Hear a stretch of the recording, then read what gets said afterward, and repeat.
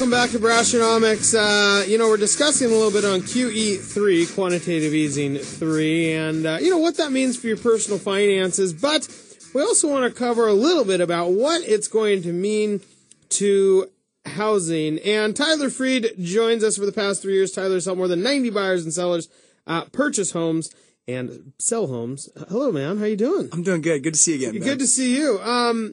Well, you come from a background of real estate. You've been doing it a long time. And, now you have kind of government intervention continuing to try to pump up the real estate market. It's interesting stuff. It really is. Do you, so let's go over a little bit about, we heard from Glenn on, it's basically this unlimited supply of money that the Fed is going to put into things like mortgage-backed securities in order to keep mortgage rates low and other types of securities to keep bonds and prices and whatnot rates low. And the goal is somewhat to prop up real estate. So what do you really see then from a real estate side of that? Well, what we've seen from the past is every time there's these stimuluses that benefit the housing industry, everything kind of takes off a little bit. And the last couple of times we've talked about it is the pending sales are just increasing. I mean, they're at the same levels as they were in the summer of 2010. If we look back and we think, what was going on in summer of 2010, that's when we had that $8,000 tax credit. Tax credit, yeah. So, it's making a difference, and I know it's the long run of this stuff is probably not the best thing for the economy, but it sure is helping sales increase and getting the rates down. It's getting people out and looking at stuff and buying. Yeah, well, so we see it from the mortgage side all the time. People are, today, again, we're at the lowest rates ever in the history of mortgages since they've been tracking.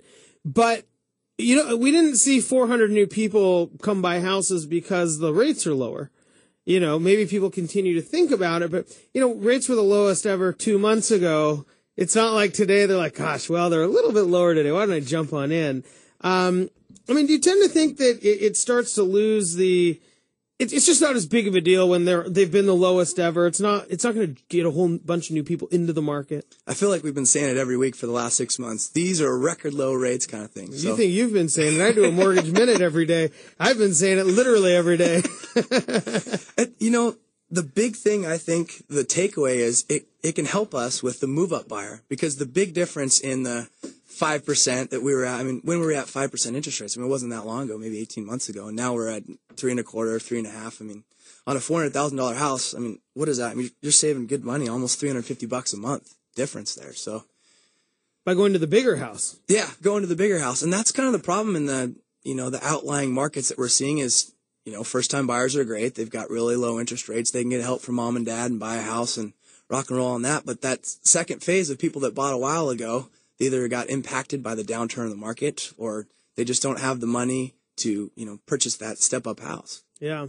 And, it's too bad because, in some ways, had people gone through a short sale 2 or 3 or 4 years ago, now they could re-enter the market. Yeah. And the people who did do that are re-entering. But a lot of the people who stuck with it now, they still don't have the equity to get moving forward. Yeah, exactly. So it's interesting to see how this is going to affect. You're right. What are the rates going to be after the election? It's going to be interesting to see what happens.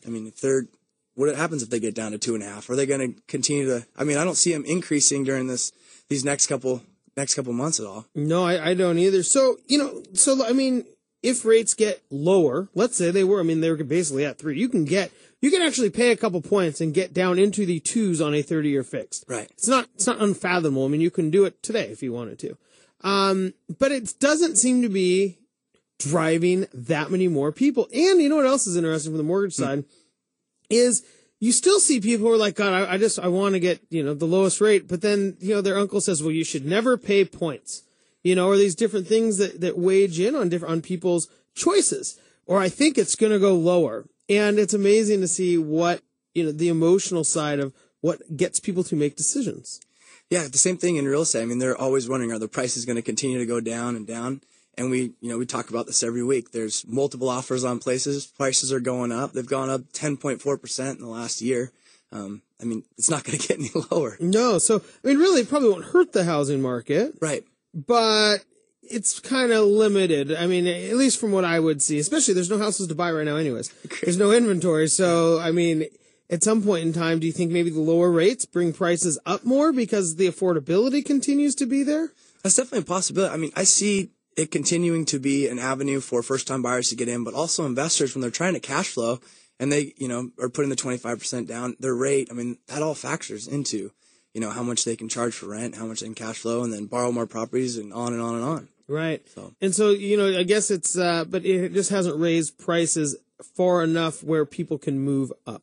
Exactly. Sell and gain any amount of equity for a lot of people. Right. And that's what we're starting to see a little bit. So we're hoping that this next wave does that.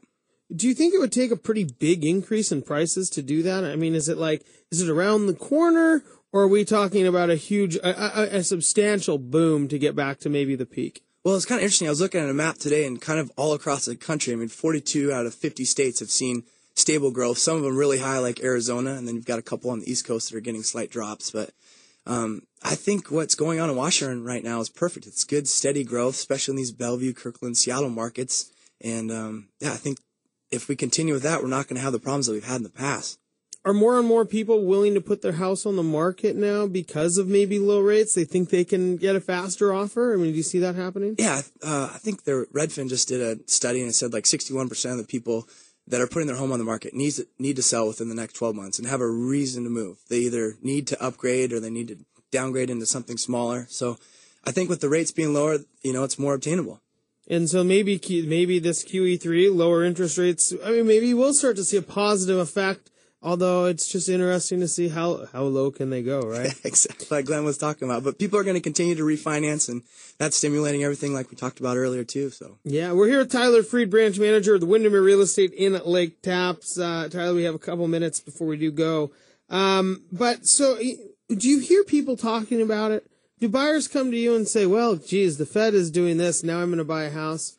Or is it a conversation point for people who are like, yes, I was watching the news yesterday and Bernanke said the rates are going to be low and man, I need to buy a house. Yeah, we don't have a lot of people watching the streaming CNN and Money and saying we saw this come up. But, it's just a conversation point when you're sitting around and asking people, what their thoughts, what their plans are. Are they going to continue to rent for the next 5 years, or are they going to take advantage of these rates? But it's kind of interesting because it's different than what was the tax credit. Right. Because the $8,000 home buyer tax credit, literally, people were coming out of I need the $8,000. Right? Yeah. How do I use the $8,000 for my down payment? Yeah. It was crazy the amount money. Of, yeah. And then even this, which could probably save in rates back then, were I think right around 5. Yeah. And now this, which saves you probably $8,000 over the course of a year or a year and a half because of rates. People don't feel the same way about it because they're not going to get a credit. They just get a lower rate. Yeah, it's not the instant gratification of here's $8,000. Yeah, which wasn't even instant. You had to claim it on your tax return and, Yeah. It's interesting what the emotions of the buying process is. Yeah. Do you see that? I wonder if that were put in perspective. Like, look, this was the $8,000 tax credit. Just QE3 just doesn't sound as sexy. Yeah. Well, that'd be a good video for you guys to do.